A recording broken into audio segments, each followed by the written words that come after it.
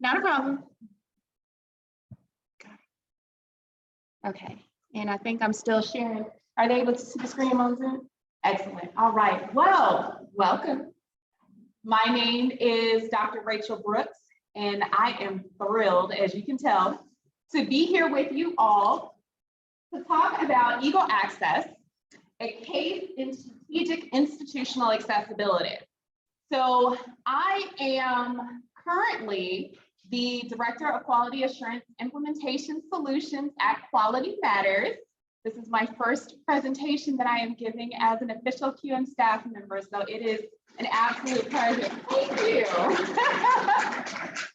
The case that I am bringing to you today is from North Carolina Central University, where I had the esteemed privilege of serving as Director of E-Learning. And so what I will be sharing with you is based on a book chapter that was recently published in QM's first co-authored, co-published book related to accessibility, policies, practices.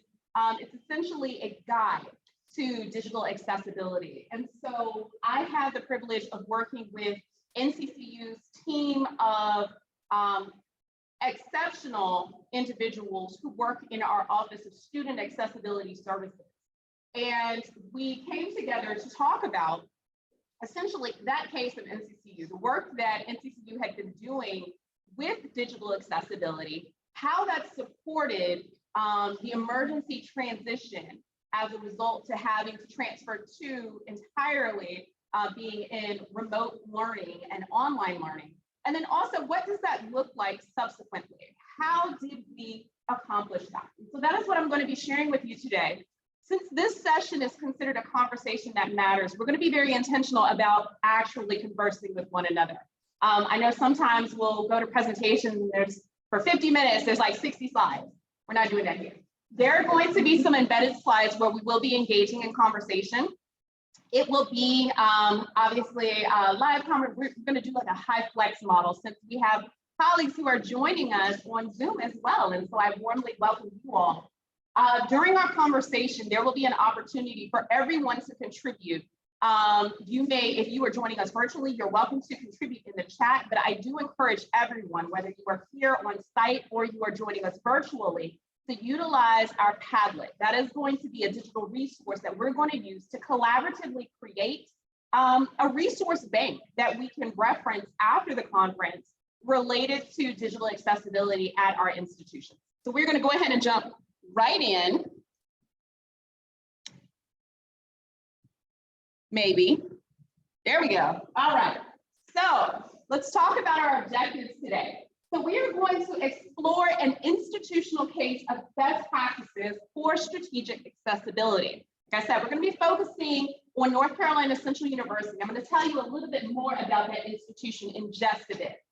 Together, we are going to brainstorm problems of practice and strategies for enhancing digital accessibility across institution types. And so I know each of you have your own experiences coming from your unique institutions, and I encourage you to share those perspectives because we can learn from one another. I know during our keynote this morning, we heard about the importance of community, particularly in online learning. And so we're really going to lean into that community today. We're also going to develop as a community a digital repository via Padlet to support strategic implementation of digital accessibility on our at our various institutions. So first, let's talk about this policy implementation for accessible practices. At North Carolina Central University, just to kind of give a little context. So this is the USA's first state-supported liberal arts college for African-American students. We are considered a historically Black university. We are an HBCU, founded in 1910. We just had our homecoming this weekend. But, and so we offer an extensive portfolio. At the time of the publication of this book chapter, we had shared information regarding, in 2021, the fall semester of 2021, we had 7,953 students across different degree programs. And so we had specifically within our online programs, we have 1,103 learners who were enrolled in 11 online undergraduate programs, 13 online graduate programs, as well as 7 online certificate programs. That number has grown substantially since that time, and we are actively adding additional programs as we speak. Now, at NCCU, the campus is very intentional about strategic implementation. Everything that is done intentionally with the focus on ensuring that not only are we meeting our students' needs, but we're doing so by working toward the institutional goals that are set. Those come from our various academic affairs strategic plans, student affairs strategic plans, the university strategic plan, as well as the fact that NCCU is a member of the University of North Carolina system. And so there is a system-wide strategic plan that the institution is also beholden to. And that is entitled Higher Expectations. So there was an institutional charge. And if you will bear with me just a moment, I'm gonna stop pretending like I can see right now. I'm gonna put my glasses on really quickly. I'm used to having the computer right in front of me so I can play it off, but we're gonna accept our nearsightedness. There we go, all right. So, much better, right? Okay. So North Carolina Central University has been very intentional about modifying the policies that exist on the campus with a specific goal of creating universally accessible digital courses. Obviously, for our courses that are offered in the face-to-face environment, but our conversation today is going to focus on that digital environment. And so in order to do that, NCC was very intentional about infusing this idea of quality in the institutional language. In doing so, there was I guess, a commitment to intentionally utilize the terminology of quality matters in the university strategic plan, as well as the academic affairs strategic plan.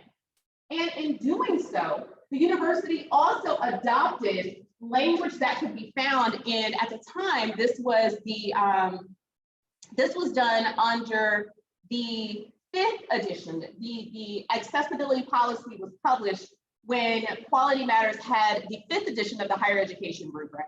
It was updated to reflect the 6th edition, and additional work is going to be done now that we are on the 7th edition of the higher education rubric, with a much more intentional focus on accessibility and usability, as well as learner support. But at the time, the terminology that could be found in General Standard 7, which dealt with learner support, as well as General Standard 8, accessibility and usability, was incorporated into NCCU's advertisements, communication, and online interactions, not only with current students, but also prospective students. And so I want to emphasize the fact that not only was accessibility infused into the course design, which is incredibly important, but thinking back to what was shared during the keynote, Dr. Morris Thomas had talked about the importance of looking at that whole student. Our interactions with our students before they even become our students. We want to make sure that we are leading by example and that we are infusing those quality standards in every interaction that we have with our learners.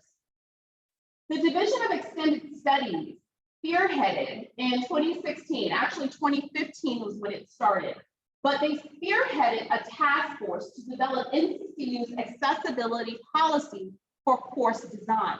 Now, this was very intentional, the language that was used for the creation of the title of the policy.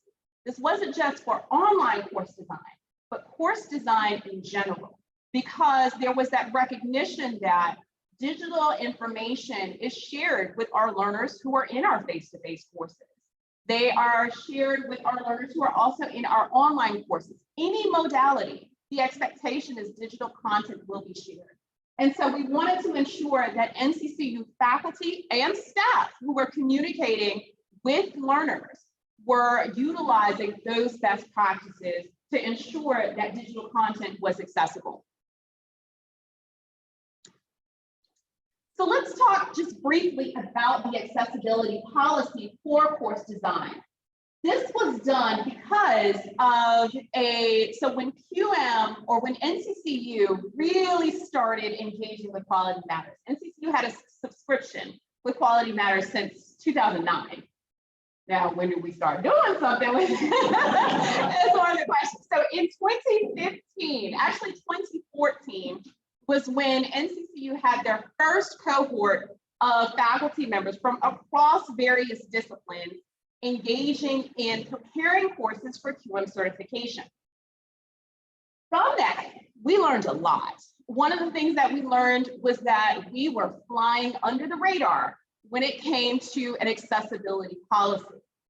In doing our research, as we saw information in General Standard 8 regarding the presence of an institution's accessibility policy, or the indication that a policy does not exist, it charged us to look at other institutions.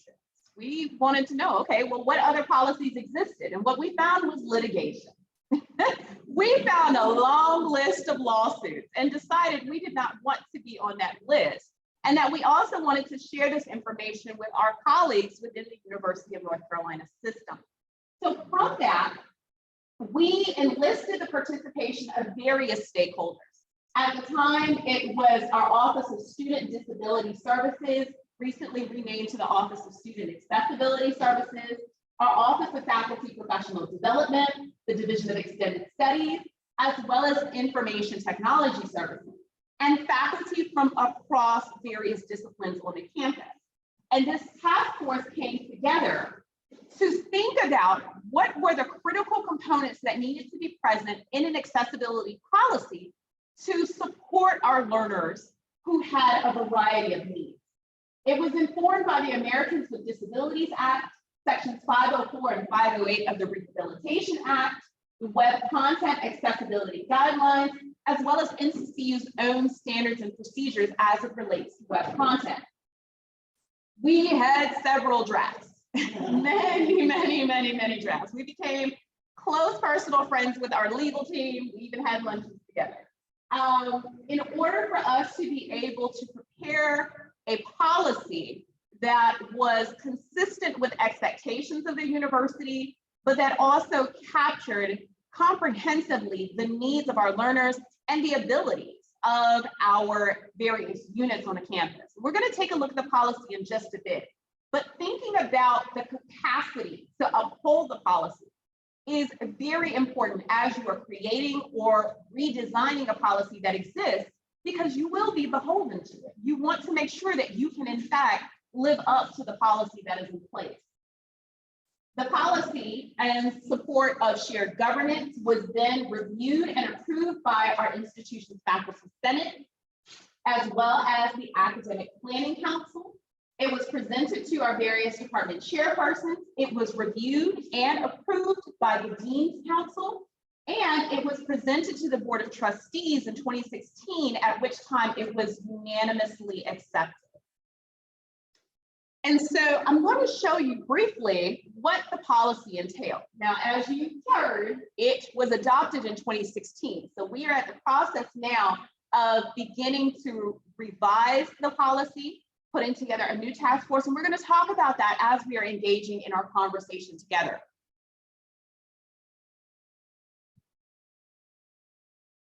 All right. So this is our accessibility policy for course design, indicating where we included information, the various resources and documents that were utilized to help support the creation of the policy. We provided a purpose of the policy. So as you are thinking about creating or redesigning your policies for course design, consider what is the purpose and expressly articulating what that purpose should be. It's also important to clarify the various definitions. How are you defining each of these terms on your campus? I find it interesting as we look back at the policy, because since 2016, we know much has changed.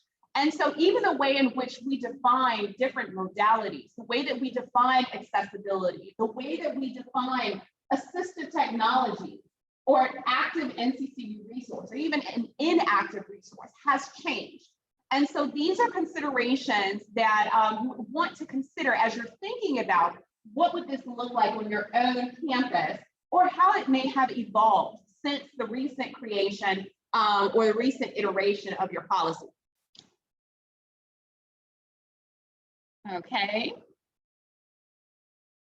We also have the various accessibility standards. So what is considered our standard for quality as it deals with accessibility? We emphasize faculty shall ensure that the course content is accessible to all students. Point blank, period. When the kids say period, this is a non-negotiable. If they have met the requirements, they are qualified to be in our courses, then we are responsible to provide an experience for them that is comparable to the experience of everyone else. And so there are considerations within this that help to ensure that happens. Faculty will ensure that information is made available in an accessible format to any individual with a disability documented with the Office of Student Disability Services. Again, since it was recently renamed, we would want to make sure that the language included matches the current organization of the institution. We talk about who are the support units that are available to faculty members, because by us saying that faculty shall ensure, we are identifying it is the responsibility of the faculty member. But the emphasis is placed on the fact that you are not alone. You have a team of individuals. These are those, and since that time, we have added to that list. And so we want to make sure that we clarify who are the other individuals and the other units involved that can support meeting those needs. Making sure that we include accessibility statements for each instructional modality. So as much as we could, we thought about General Standards 7, General Standards 8. What does the QM rubric say need to be present, especially the essential standards, those 3-point standards? What needs to be present in our courses? And how can we articulate this within our policy so that this is an institutional policy and something that everyone is working toward ensuring is present? So it's not just about meeting QM rubric standard, but that it is consistent and interwoven into the culture of our institution. And then we also included, and this was an addition from our faculty members, which we were really excited to see, faculty evaluations will include assessment of course accessibility. So not only are faculty tasked with the responsibility of ensuring the accessibility of their digital content, they are then held accountable for the accessibility of that content in accordance with their own faculty handbook that they had created. And so as we're thinking as learning designers and administrators in these spaces, as we are thinking about how can we bridge that gap between what we do and what they do, it's not a we-they situation. This is, as was shared in the keynote, this is a team effort. This is a collaborative effort. How can we support the work that we are all doing? And so looking at, well, what are our colleagues already held accountable for? How can this support them in being in compliance with what they are already responsible for achieving? We also indicate the various procedures. So how do we ensure that the policy is in fact upheld?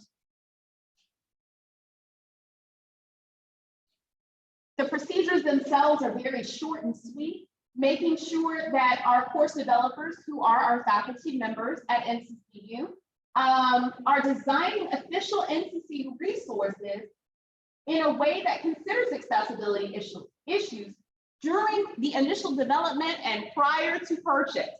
So as we are thinking about instructional materials, various third-party vendors, for example, that we may choose to use for our textbooks, for our online learning sites, do they include accessibility statements? Do they have a VPAT? Do they have a team in place to support learners? Any of our potential learners who are in our courses, should they need accessibility support, will this resource have a way for them to be able to receive it? And if not, then that's a non-negotiable.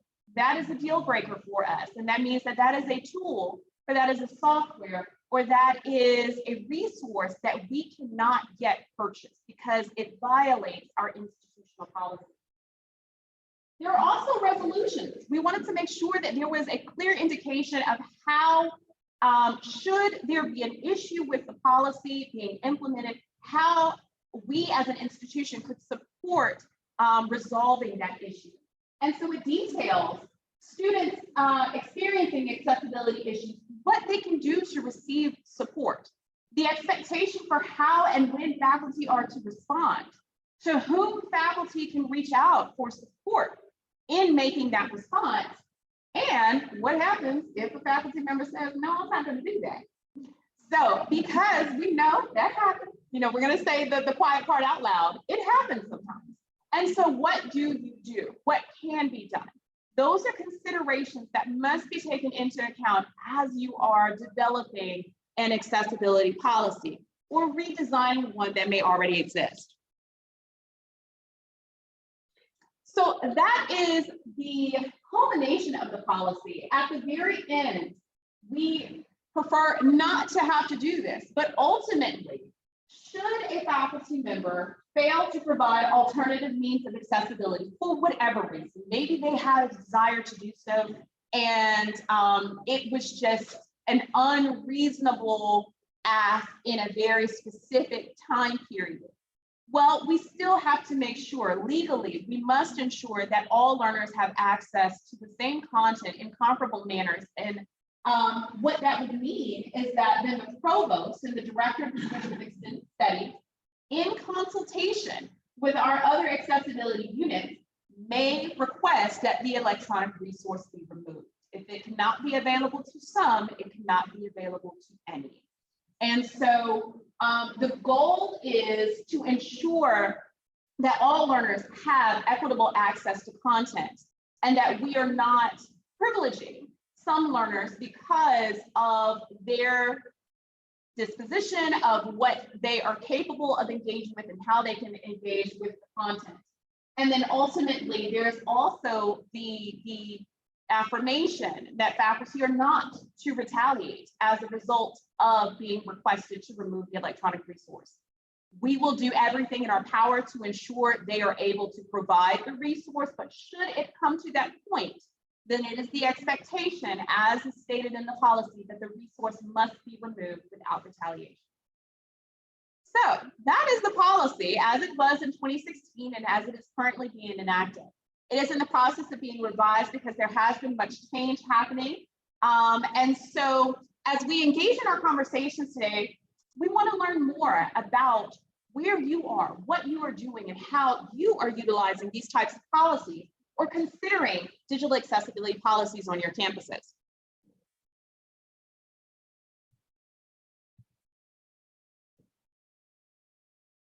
All right, so if you would, please go to tinyurl.com/Eagle Access and share with us if you currently have an accessibility policy on your campus.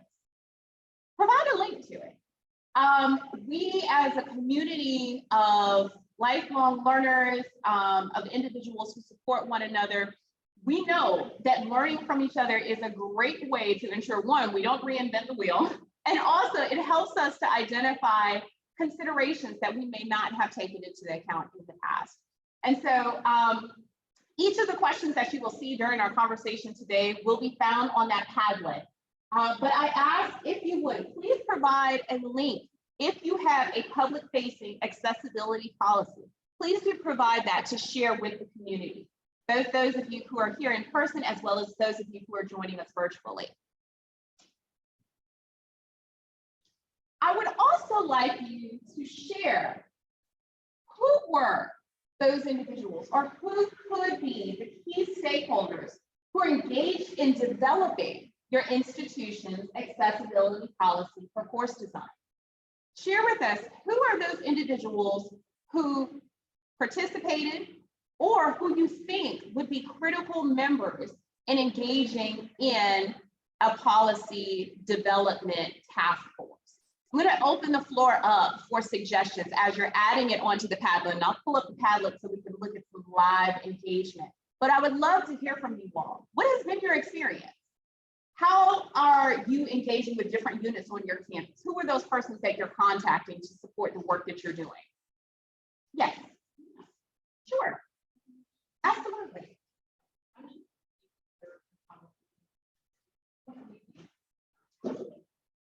That is a great question. So the question for those of you on the virtual audience was, as we're updating the policy, what is going to be some of the language or some of the considerations we're going to address regarding captioning?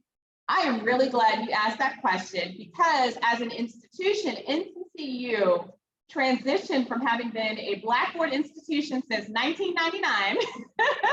On June 30th of this year, NCCU became a Canvas campus. And so they now have access to the full Canvas Studio suite, which incorporates automatic captioning in multiple languages. They are able to do that. And so there will be language in the policy regarding the expectation that all videos must be closed captioned, because a resource has been provided for them to be able to do exactly that. They will consider not only that videos need to be closed captioned, but there's going to be an emphasis on accurate captioning.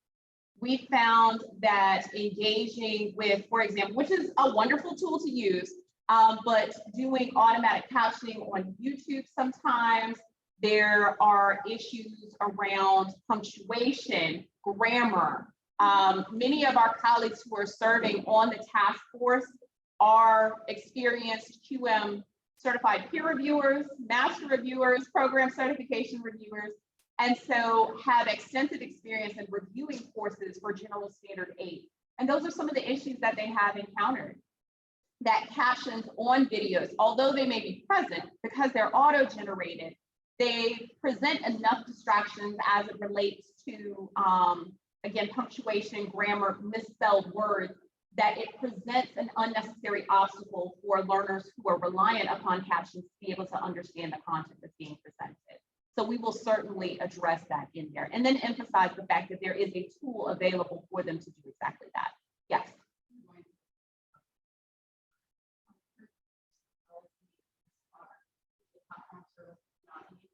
Because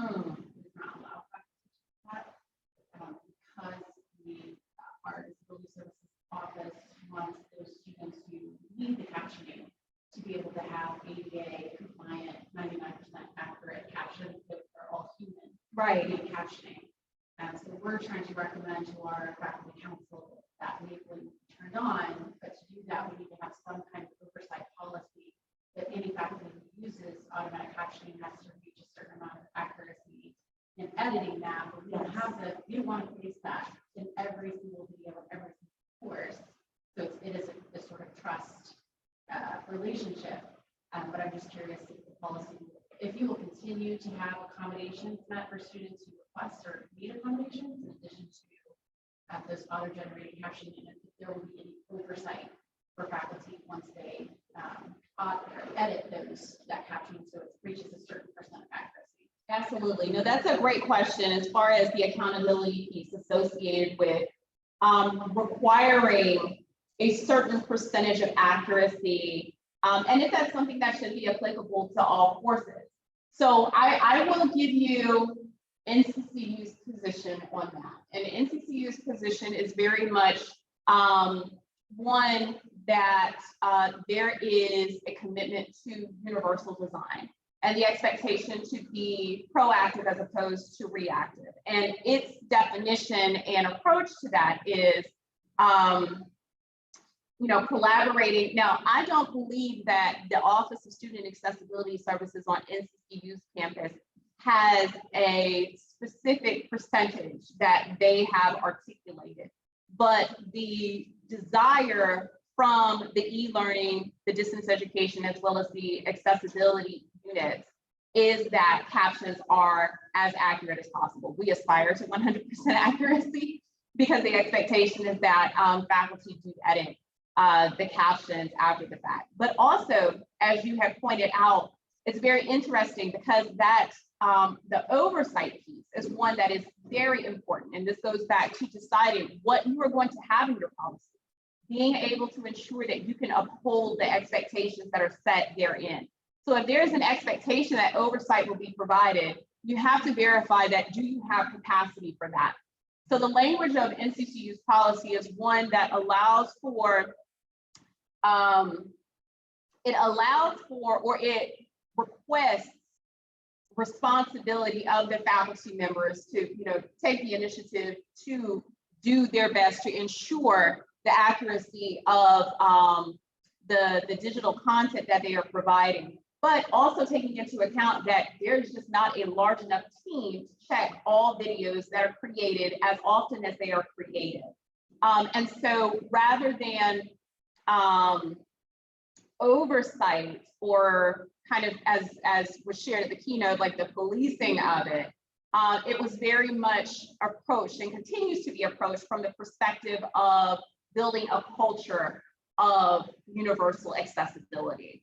So we'll see where that goes in future years. But as of right now, there just wouldn't be capacity to verify that oversight. It is, now there are some areas. So for example, when NCCU is working with faculty members, the Office of E-Learning is working with faculty members to develop new online courses or massively redesigned online courses. Each of those courses go through NCCU's internal quality matters review. And again, with experienced reviewers, they review the courses as if they would during a traditional official QM review. And there is a strong emphasis on accessibility and usability of content, particularly in multimedia. And so those courses that successfully meet NCCU's expectations, which are simultaneously QM rubric expectations, will have 100% accuracy of captioning, because that is something that is required in our reviews of online courses.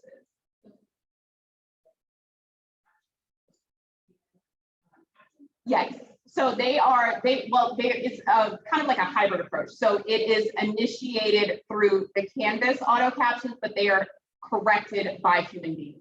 So once the videos are auto captioned, then either the faculty member and or the instructional designer go in to verify the accuracy of the captions through the editing feature that's provided. So I had that human touch at the end. But those are great questions. Thank you so much. So let us see very quickly. All right. Excellent. So thank you so much for sharing. Oh, we have a long list. Come on. All right, community. All right. So let's see what we have. We're going to take a look at a couple of these. And let me see if I can scoot this up a bit. Nope. All right. We're going to make it bigger. Can I make it bigger? Is there we go. I'm a map person, so bear with me. Okay. All right, so faculty from various disciplines, academic certificate programs, vocational ed, excellent. Administrative faculty and student services, disability resource center staff, excellent, wonderful. Students with various accessibility needs. We cannot emphasize the importance of incorporating students in this process. That is something that we did not have a large representation of students in the initial task force. That is something that is definitely going to be incorporated in the next iteration of the task force. Wonderful. We have a couple more minutes to take a look at some. Let's see. Okay, instructional technology director, faculty, student services. ID staff, faculty, accessibility, librarians. That is an exceptional group to incorporate. Instructional tech specialists and admin. The provost's office. If you can early and often engage with the provost's office, that is going to help kind of grease the wheels and be able to make those decisions move, to get on agendas, to be able to present this to a broad audience, and to help build that buy-in. We don't want just bottom up, which is incredibly important, but we also want that top-down synergy that happens when everyone is invested in the initiative. Okay, and Center for Teaching and Learning Academic Technology. Fantastic. And look, you all are getting started on the next one. I love it. 5 comments already. Okay, well, let's move forward so that we have enough time to cover it all.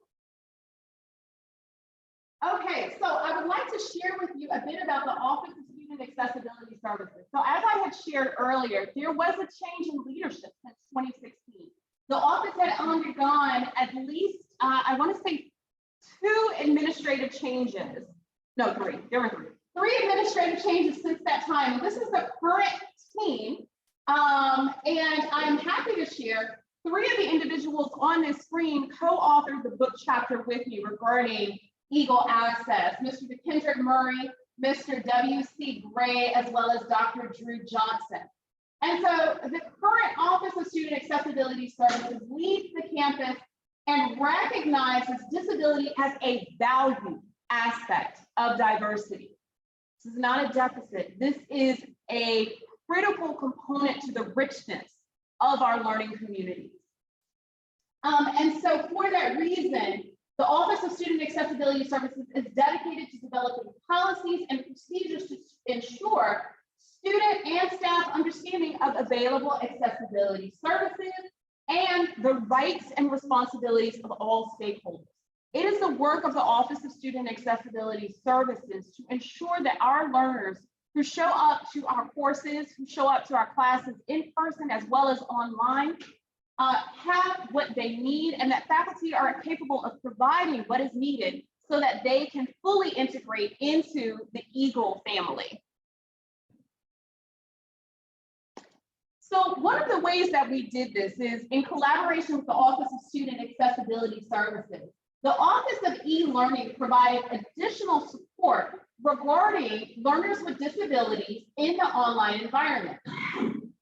And so it's important for us, as research has shown, to be able to not only identify, but manage the diverse needs of this unique student population. We must provide on our campuses professional development to our faculty as well as our staff members that is grounded in research-based best practices that supports not only the engagement, but the growth of our learners with disabilities. NCCU as an institution has invested, and that is an important point. Our institutions must not only find value, but then place that value and invest in the work that's being done to ensure the creation of training and online course design guidance that supports our faculty members in providing these robust learning experiences for all of our learners. And so in order to do that, the Office of e-Learning, in addition with the Division of Extended Studies, developed a comprehensive accessibility-focused e-learning strategy for the university, which was intentionally integrated with the university strategic plan, as well as the academic affairs strategic plan. And in doing so, it guides faculty through the intricacies of the analysis, design, development, implementation, as well as evaluation phases of course design, with a focus on promoting universally accessible and equitable online learning experiences for all students. So this was referred to as our accessibility basics training. I'm gonna tell you about this training. We got started with all the best intention, and then life decided to life, and we had to change course. But the accessibility basics started out with an introductory module, which explained the importance, the foundations of what we're doing, the statutes, the federal laws, the guidelines, the policies that existed, as well as the recently approved accessibility policy for course design at NCCU. It then followed with elective modules, essentially. There were going to be a total of 4, and then the university experienced a transition, one with the leadership team within accessibility services, but then also because, so at the time, the Office of e-Learning was, who was this, 2016? The Office of e-Learning was an office of one. It was me. It was me. It was me. So I had a lot to do, and we were able to get this started. That's why we really needed to rely on the support of so many other individuals on the campus. And so we began this initiative by providing much training throughout. I think we had ended up training over 150 faculty members with the accessibility basics module. I did this in collaboration with, like I said, our Office of Student Accessibility Services, our Office of Faculty Professional Development, and some of our high-flying faculty members, like our current Director of E-Learning, Dr. Racheal Youngblood, yes, who came to us from public administration. And so she was a critical asset to this initiative. She helped me out. It was just me. And so we provided additional elective modules dealing with closed captioning and creating transcripts. Many of our faculty members were at the point where they saw, oh my gosh, I have to provide captions. You know what, let me just take it down. I don't want, that's a lot of work, let me just take it down. And so we had to bridge that gap and to have a conversation about, we can provide support, we can provide guidance. We can't do it for you because there's about 700 of you and this many of us. But what we can do is show you how to do it and show you how to do it in a way and how to change even the way you create PDFs and Word documents and PowerPoints. Making small changes can support the creation of accessible content from inception. And so that was the work of our team. And so we could, yes, here's a question.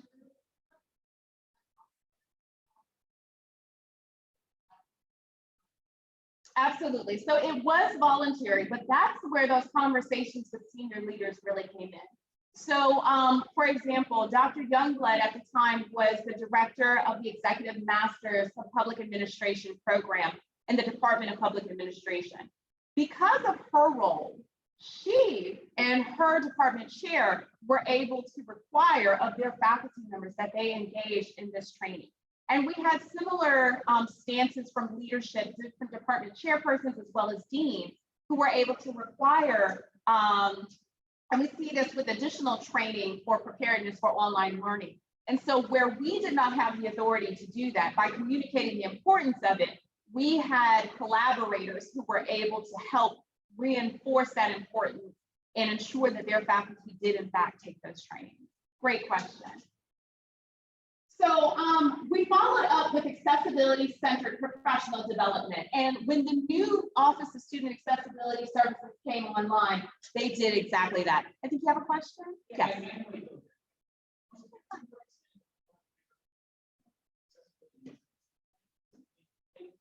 Yes, it did very much. So at the time when this was created, it did not exist.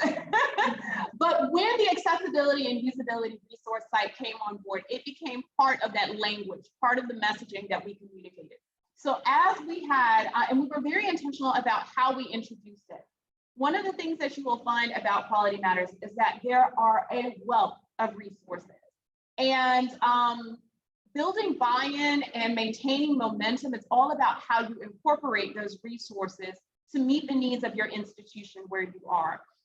What we found for many of our faculty members is that there were certain elements of the resource site and publicly available information that wasn't behind a firewall or password protected site that we could share that was,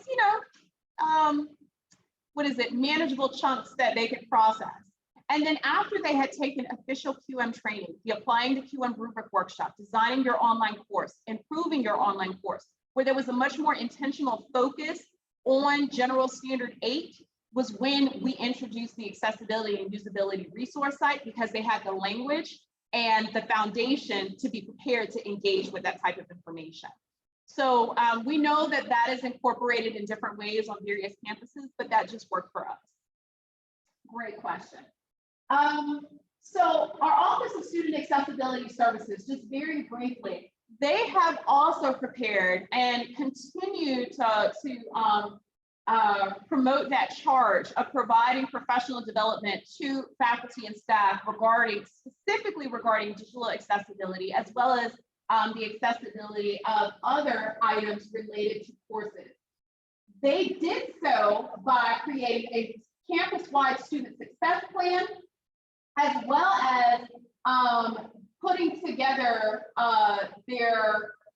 work that they were doing related to online learners developing and mastering executive functioning skills, supported learners in improving their self-regulation, self-advocacy, navigating, the rigors of academic work, as well as student empowerment.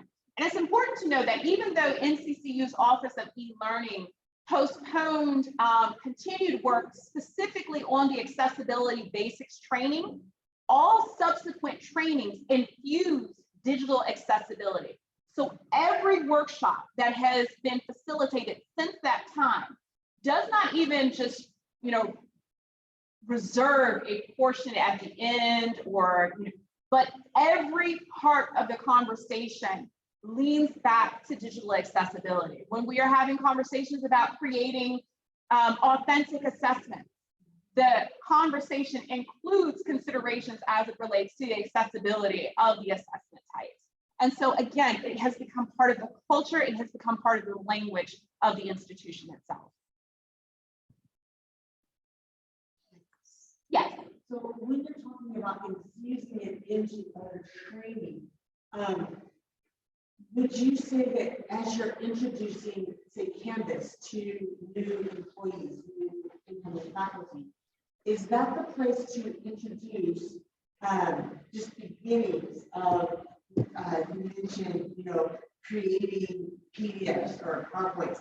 Is that the place to kind of introduce those concepts? Would you say start infusing that language there? Absolutely. And so one of our main facilitators of the workshop sitting right in front of you, Dr. Charlotte Russell-Cox, who has been instrumental in our transition to Canvas from Blackboard. And that is exactly the approach that is being utilized in having the conversations around creating multimedia, incorporating engaging lectures, for example. The conversation around, okay, well, these are ideas on how to do it.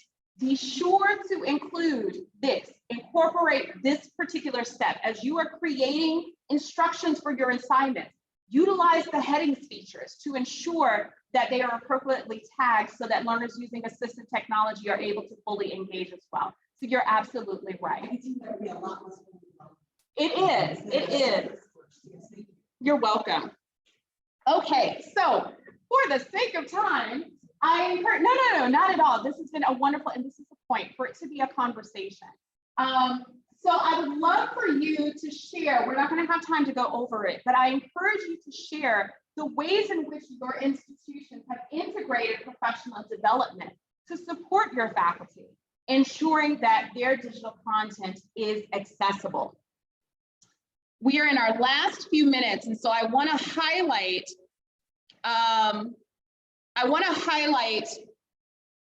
one thing in particular. We're going to talk about networks of support.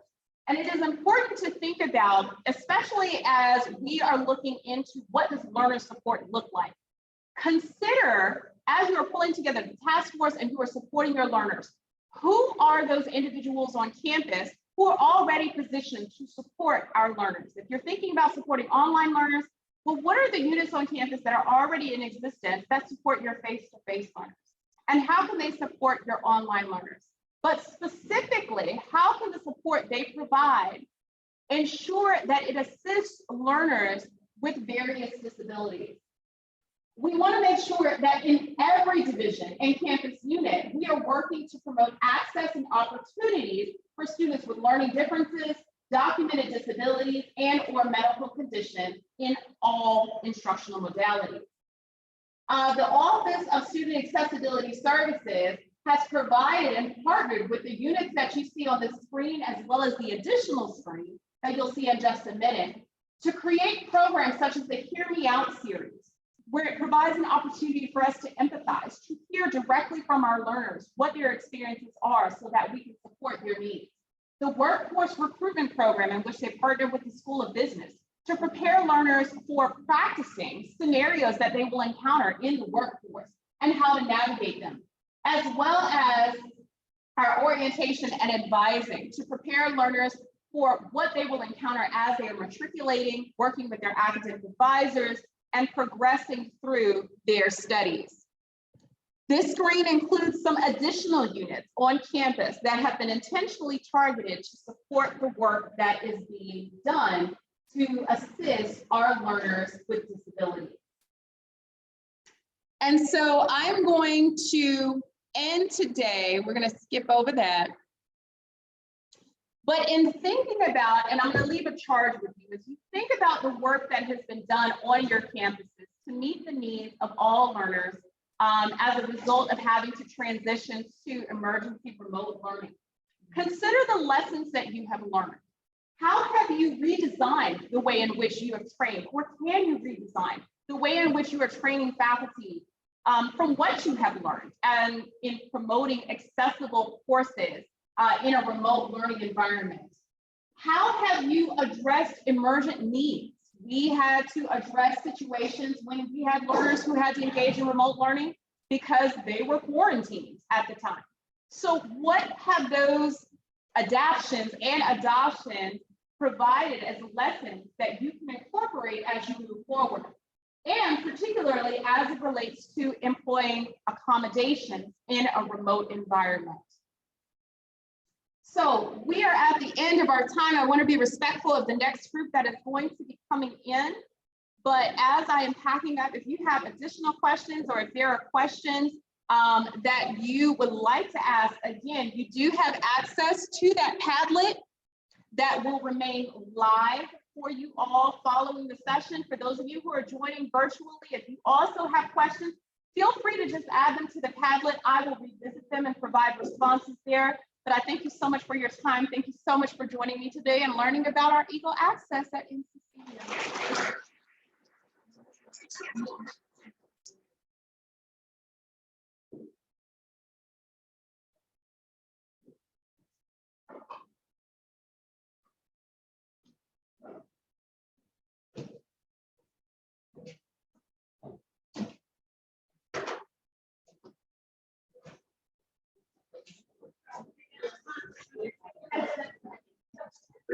Thank you.